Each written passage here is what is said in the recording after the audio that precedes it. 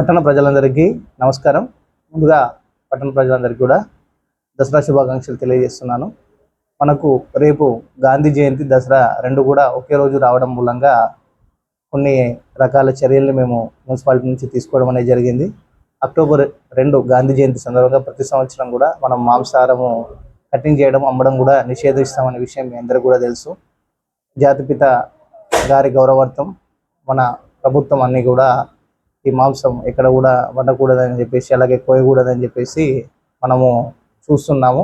దాన్ని సూచనలు అనుసరించి జంతువధ చట్టాన్ని ప్రకారము, అలాగే తెలంగాణ మున్సిపల్ యాక్ట్ ప్రకారం కూడా మేము మన దగ్గర ఉన్న షాపు అంటే మాంసము, కోళ్ళు, పశు మాంస విక్రయదారులందరూ కూడా మేము రిక్వెస్ట్ చేస్తున్నాము. మీరందరూ కూడా దయచేసి రేపు ఎవరు కూడా స్లాటింగ్ చేయకూడదని చెప్పేసి మేము కోరుతున్నాము.